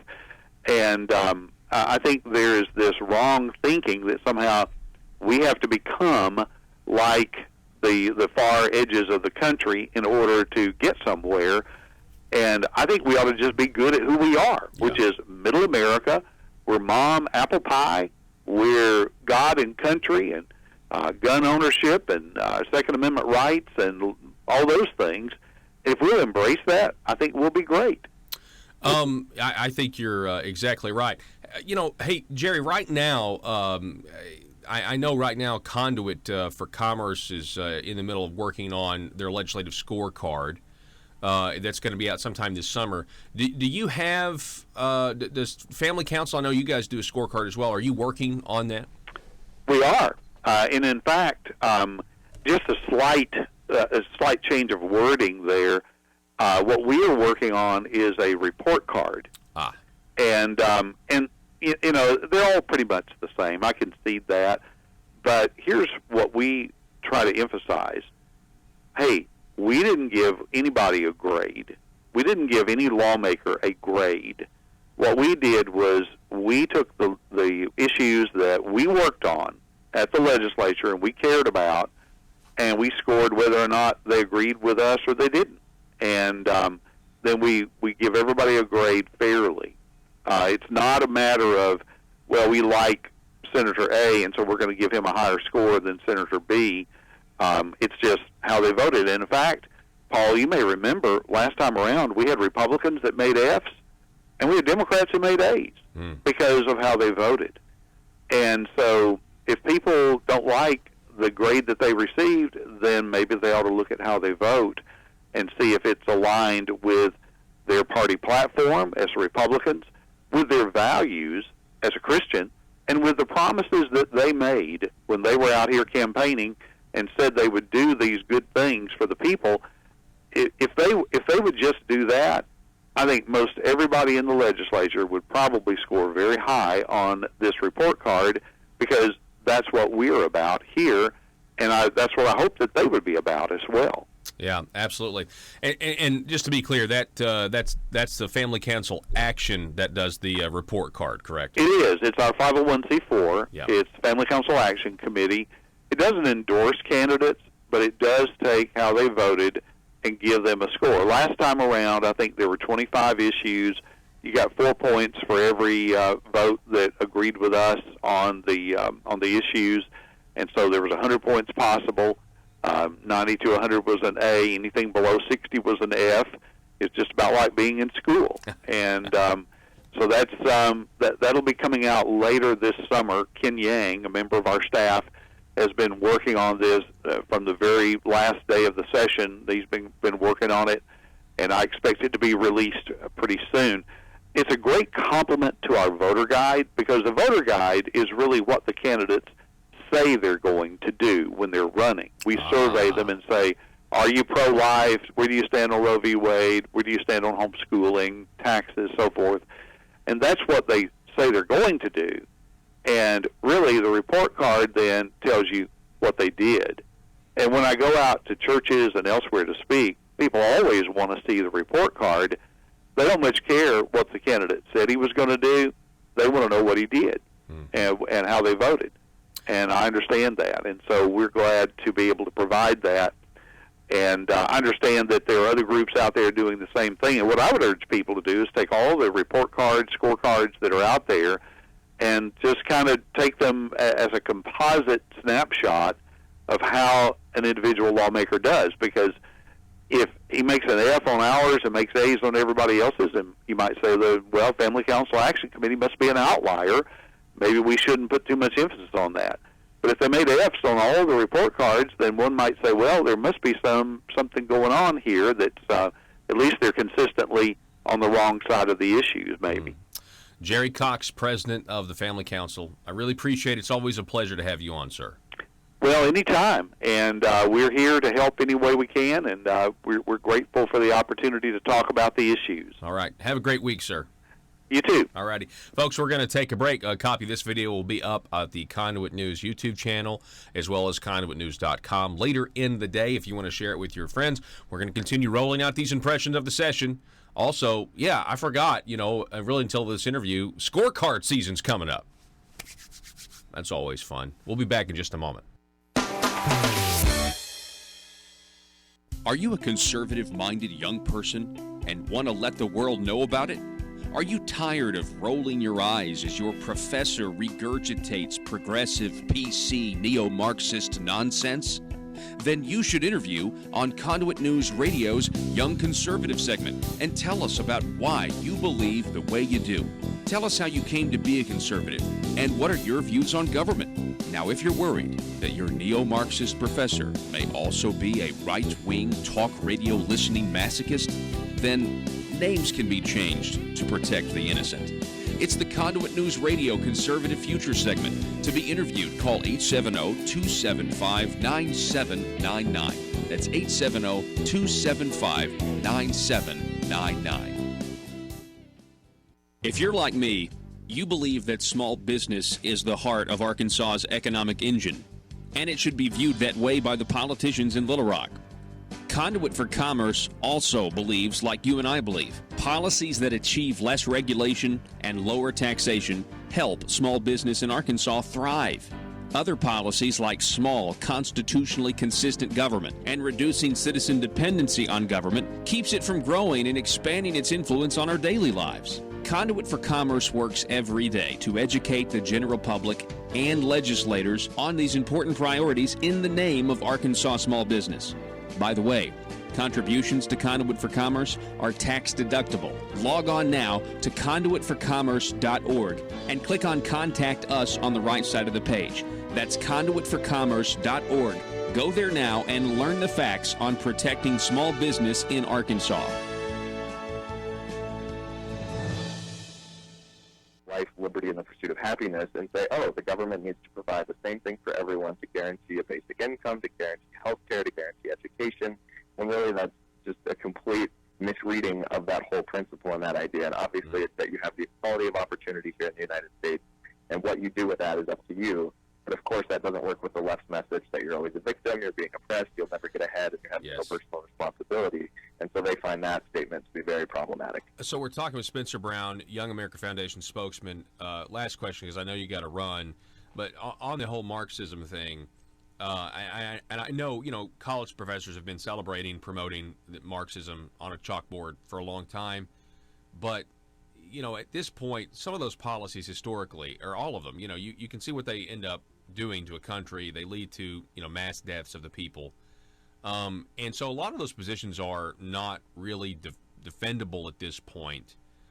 So it's kind of do you believe in the new Marxism? You mentioned victim and oppressor, where,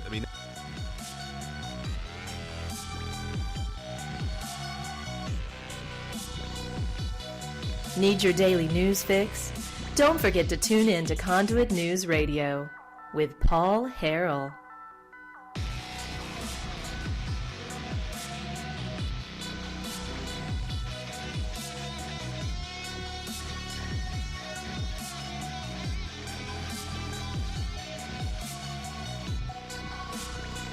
All right.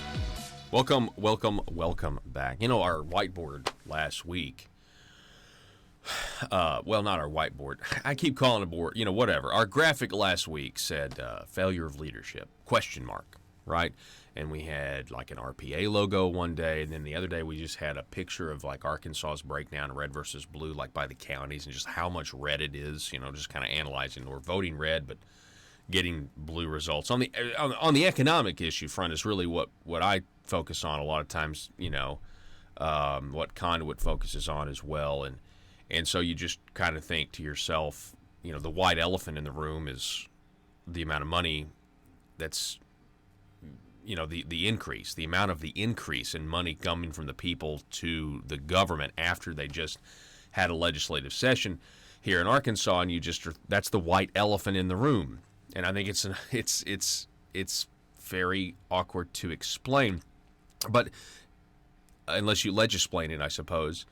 But then you have this failure of leadership question, and obviously I appreciate Jerry Cox coming on the program and talking about the good things that happen, and there were good things happen, and I think Arkansas is one of the most pro-life states in the country. That's something to be proud of, thankful for, considering we have other countrymen in states like New York and North Carolina or Virginia or North Carolina that are trying to make abortion even worse. Just they're increasing the amount of deaths, the amount of genocide going on. So I'm very grateful to live in the state of Arkansas where there is that consensus about the sanctity of life. But then to go and to listen to Jerry's, some of the bad things, some of the things they couldn't get off the ground. And he actually used the word, the leadership doesn't want it. They don't have the stomach for this. I just thought about the graphic yesterday, the graphic last week, which was failure of leadership, ? Is that what we have here? And I think the legislators who are listening to this program right now know the answer to that question. It really does affect the people who are in charge of leadership. Really does affect the thoughts and ideas that will be pursued by individual legislators. Telephone number 870-275-9799. Again, you go to conduitnews.com for stories. You can get the podcast on iTunes, audio only. You can get the podcast on SoundCloud, audio only. Or you can get the video cast at YouTube, at Facebook, at Livestream. And you can find all of those links for you, for your viewing or listening pleasure, at your discretion, whenever you want, on demand, at conduitnews.com. Arkansas, have a great day and be safe.